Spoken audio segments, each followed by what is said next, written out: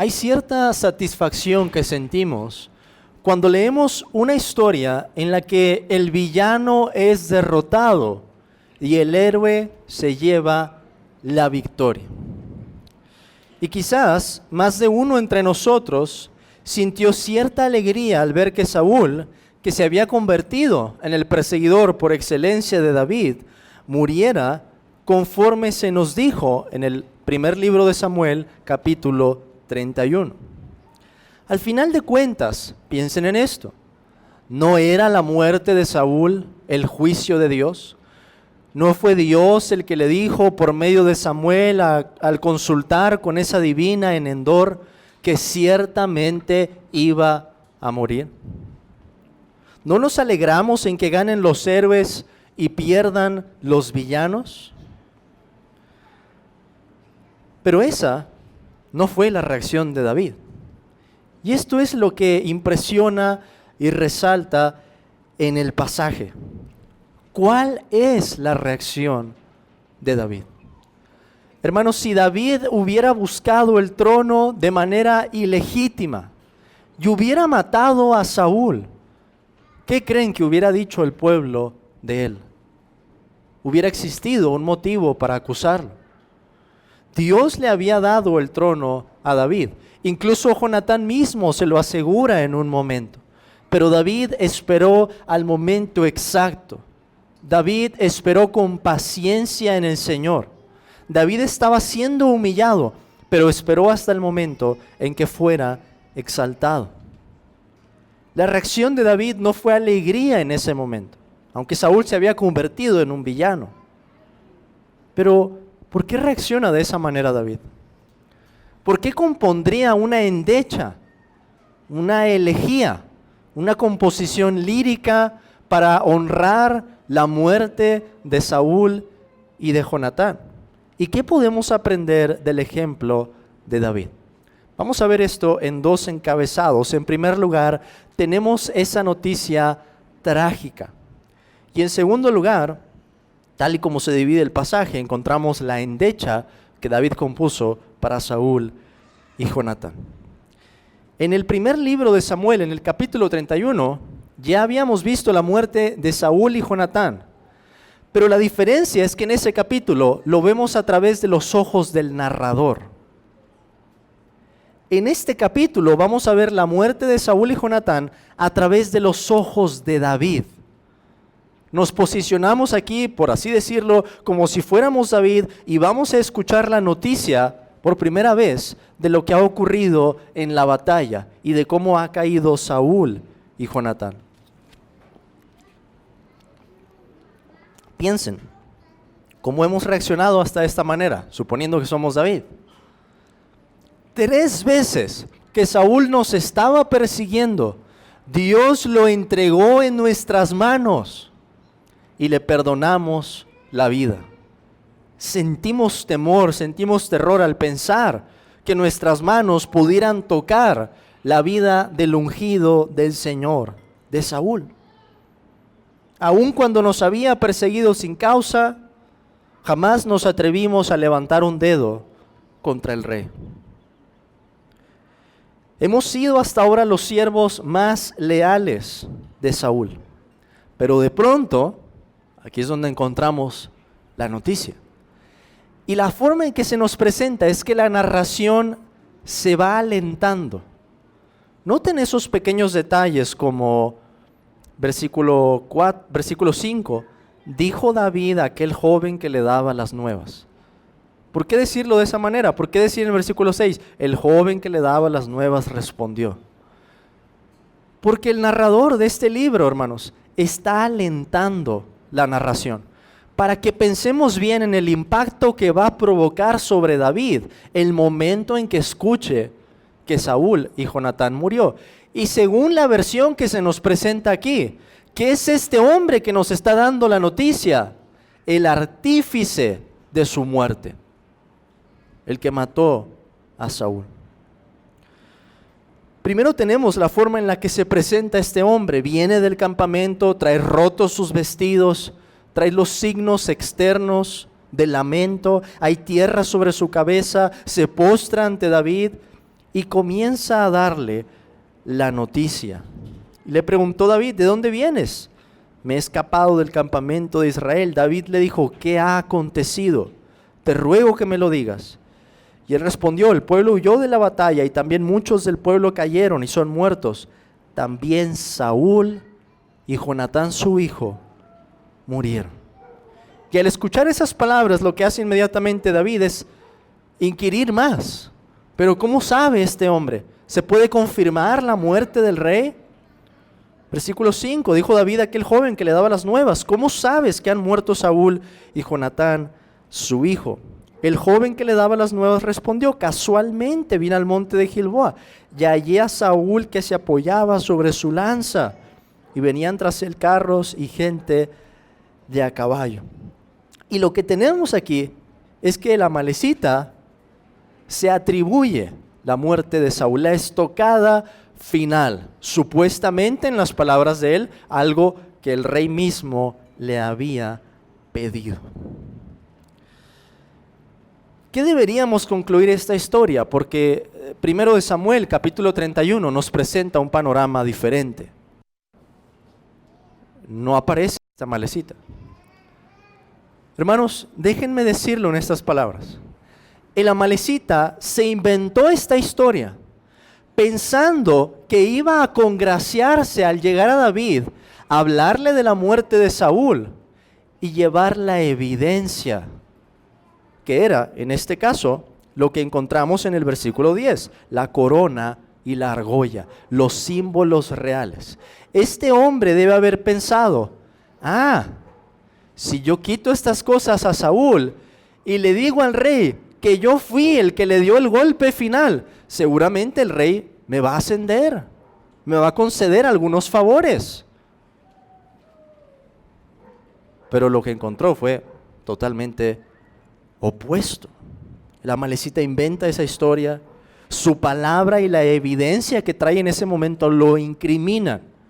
Y es por eso que David emite ese juicio. David, hermanos, se presenta aquí como un rey que está juzgando con justicia. David no tiene la posición de ventaja que nosotros hemos leído en 1 de Samuel 31. David está creyendo el testimonio de este hombre y es por ese testimonio que le va a dar muerte. David se había mostrado limpio en el asunto. ¿Y cómo es que responde? Antes de darle muerte a la amalecita, se nos dice en el versículo 11, haciendo de sus vestidos los rasgó. Y lloraron y lamentaron y ayunaron hasta la noche, por Saúl y por Jonatán su hijo, por el pueblo de Jehová y por la casa de Israel, porque habían caído a filo de espada. Antes de hacer ese juicio entonces con justicia, lo primero que hay en el corazón de David es tristeza. Y ahorita vamos a pensar más, ¿por qué reaccionaría de esa manera David? Pero vemos, hermanos, que David nunca procuró el reino con celos o con envidia. Y esa respuesta nos lo está demostrando. ¿Qué hubiera pasado si David se alegraba?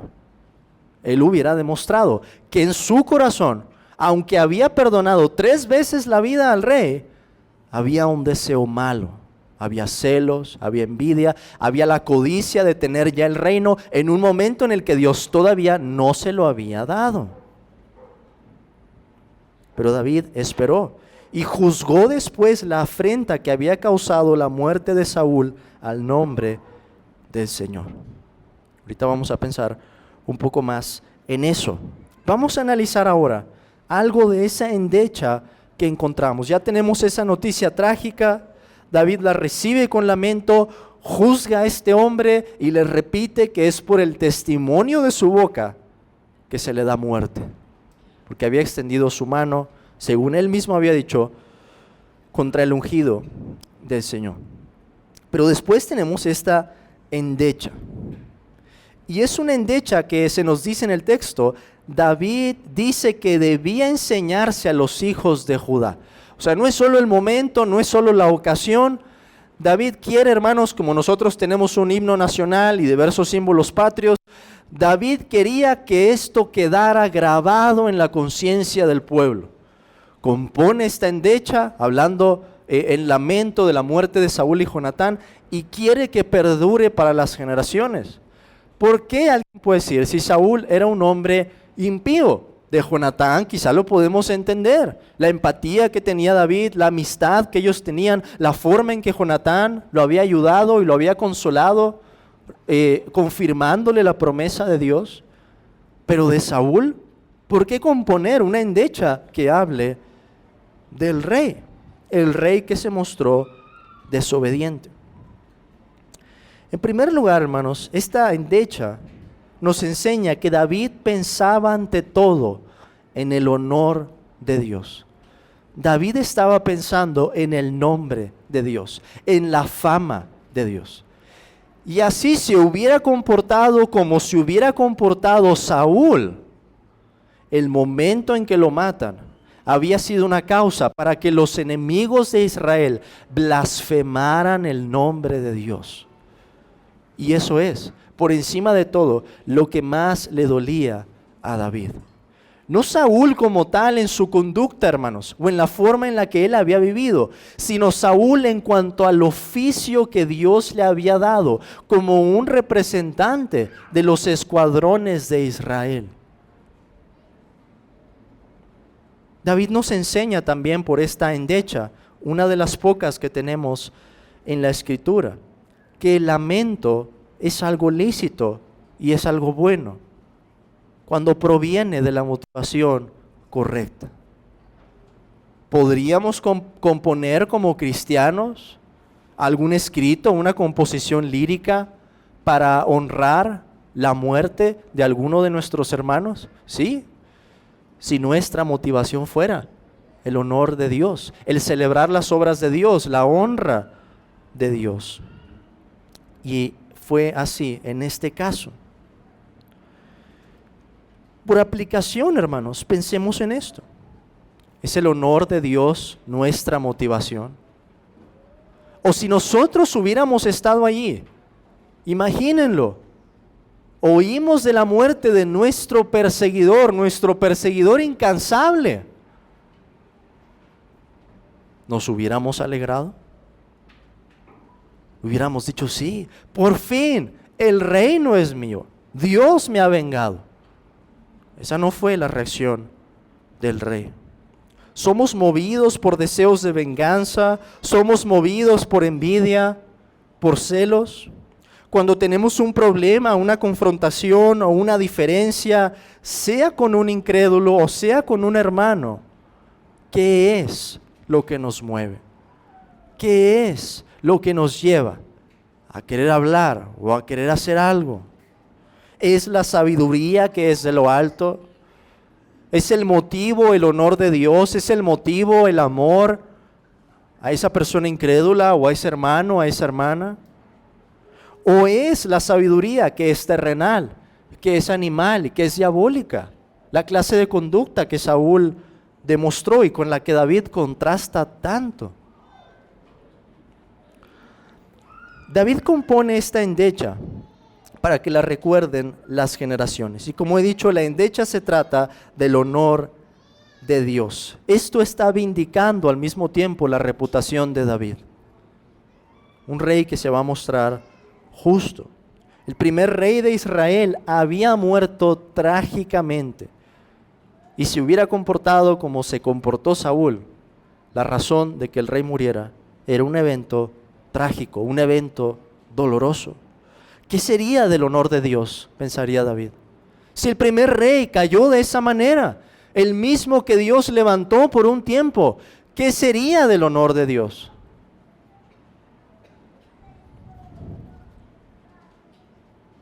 Pero además, David nos enseña, hermanos, en el Antiguo Testamento, cómo es que se ve el amor a los enemigos. Eso no es solo algo que encontramos en el Nuevo Testamento. Y tenemos un ejemplo aquí, en este caso con Saúl. ¿Qué hizo David con Saúl? Siempre David le pagó bien cuando Saúl le hizo mal. Y con esto, hermanos, no podemos evitar recordar a uno que descendería de David y mostraría amor a sus enemigos de una forma muchísimo mayor. Estoy hablando de nuestro Señor Jesucristo, Hijo de David, el cual, al llegar cerca de Jerusalén, la misma ciudad en la que él sería condenado, lloró sobre ella y dijo a manera de lamento: oh, si también tú conocieses, a lo menos en este tu día, lo que es para tu paz, mas ahora está encubierto de tus ojos. Y es gracias, hermanos, a esa clase de amor, del cual tenemos un débil ejemplo en David, el amor de Cristo para con nosotros, que éramos sus enemigos, que podemos estar aquí hoy. Así que si podemos terminar este pasaje aprendiendo dos cosas. En primer lugar, examinemos nuestra motivación. ¿Es nuestra conducta una que se intenta asemejar al ejemplo del rey, que no busca las cosas por celos, por envidia, por deseos pecaminosos? Un corazón que piensa ante todo en el honor a Dios. Y en segundo lugar, ¿cómo es que respondemos a nuestros enemigos? ¿Cómo es que respondemos a los que nos maldicen, a los que procuran nuestro mal? No sé, hermano, tal vez en tu lugar de trabajo, alguien que suele hablar contra ti, que lo hace sin razón alguna, que cuando haces algo bien, dice algo malo. ¿Cómo deberías responder a esa persona? ¿Con enojo, con deseos de venganza, diciendo: Señor, doy lugar a tu ira? Tú has dicho: Señor, mía es la venganza. Señor, ¿cómo quisiera que llegara ese día? O dices: Señor, si tú me amaste a mí, que era tu enemigo, y que había cometido tan grande ofensa contra ti, ¿cómo es que no puedo demostrar una conducta piadosa, pagar bien por mal a este hombre? Hermanos, que el Señor nos siga ayudando para que del buen ejemplo que tenemos de sus santos en el Antiguo Testamento podamos aprender y llevar estas cosas a nuestro corazón. Amén, hermanos.